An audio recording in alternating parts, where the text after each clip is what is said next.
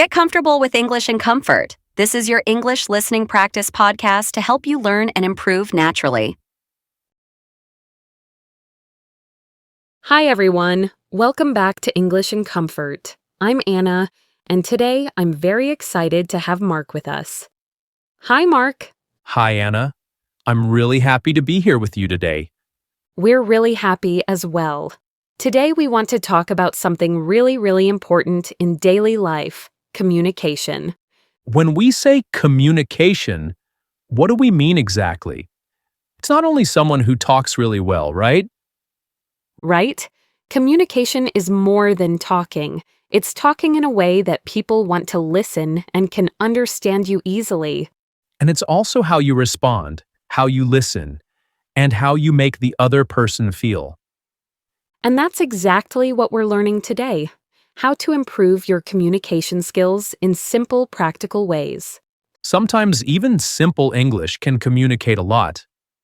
You don't need big words, you just need the right small habits. Exactly. And that's why good communication helps you at work, with friends, and in everyday life. It can even open new opportunities for you. So let's get started.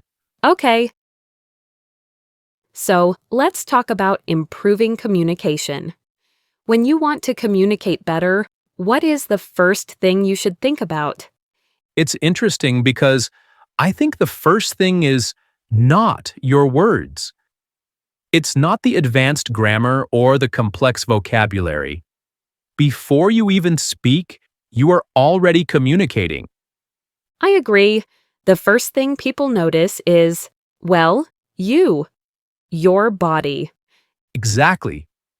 We call this body language. It's the information you send without speaking. And a huge part of this is posture. Posture just means how you sit or stand. If I am slumped over, looking at the floor, my voice gets quiet. I don't sound very confident, and it's not very engaging for the listener. That's so true. But if you just pull your shoulders back and sit up straight, your voice automatically changes. You sound more engaged and clear. It's a simple change, but it makes you feel more confident, and it tells the other person that you are present and ready to talk. Another big part of this is eye contact.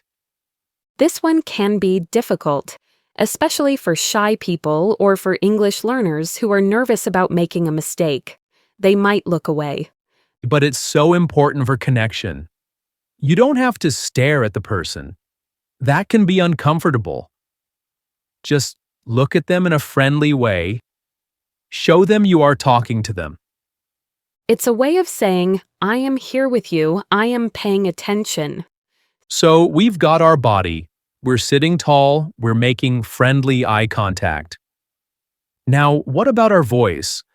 This is the other half of sounding confident. Many learners, when they get nervous, speak very fast. All their words get pushed together, and it becomes very hard for the listener to understand. Exactly. The best tip for your voice is just to slow down.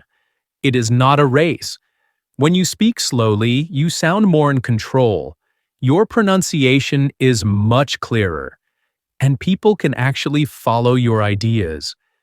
And that brings us to those little words, like or like, the words we use when we are thinking. We call them filler words. Everyone uses them, but when we use them too much in a sentence, our message can sound weak or unsure. So here is the secret. The best way to avoid using filler words is not to talk faster. It's to pause. A simple 1-second silent pause. Let's imagine someone asks you, "What do you want for dinner?"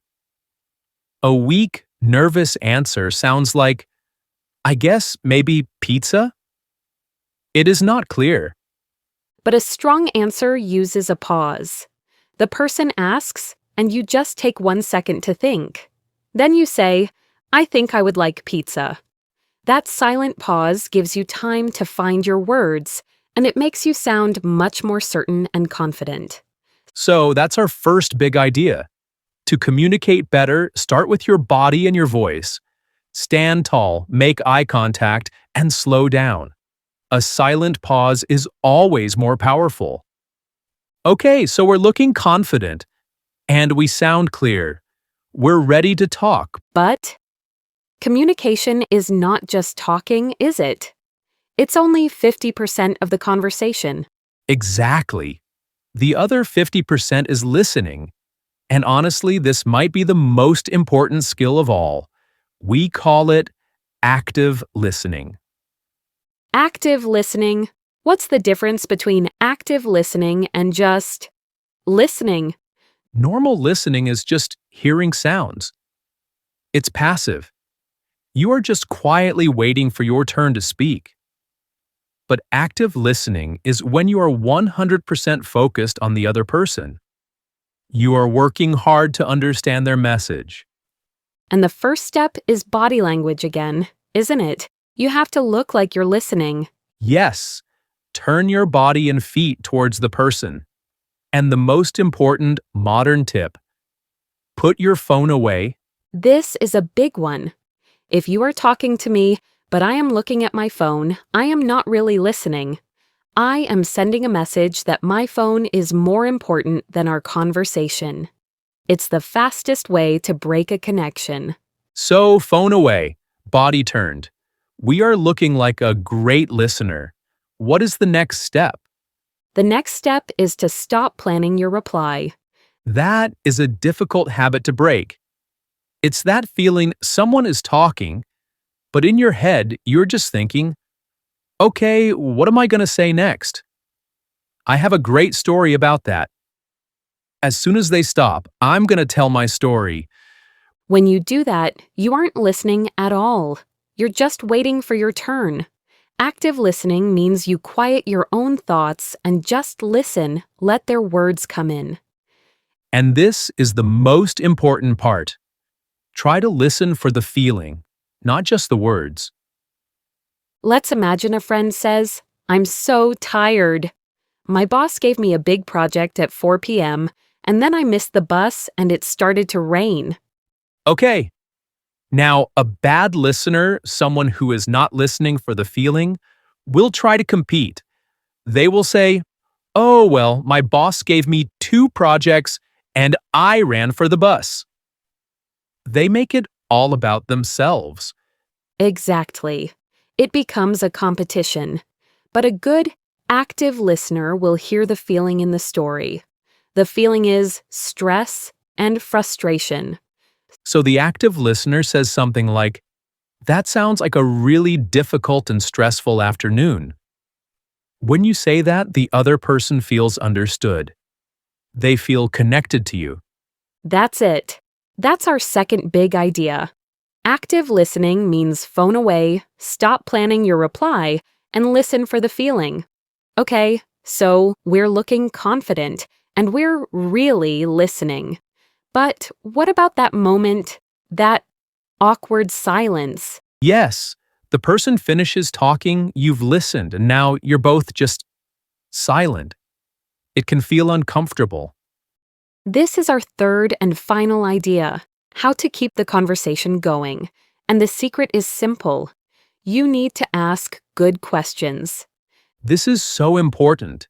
The mistake many people make is they ask closed questions. A closed question is one you can answer with only yes or no. For example, if I ask you, "Mark, did you have a good weekend?" I would just say yes. And the conversation stops. Then I have to work hard to think of another question. "Did you go to the park?" No.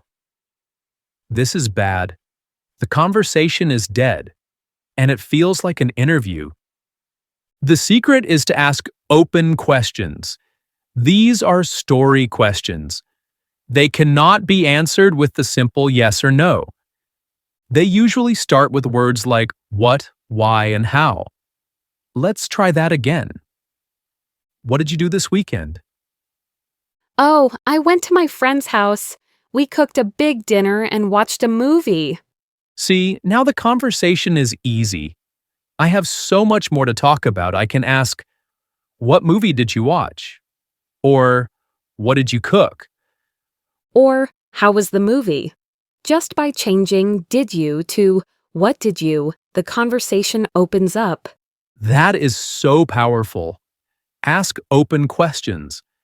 And I have one more small, easy trick that is related to this. What is it? It's the passback. This is what you do after you answer a question. The passback? Yes. It's how you pass the conversation back to the other person. If you don't do this, the conversation can feel like an interview where one person is asking all the questions.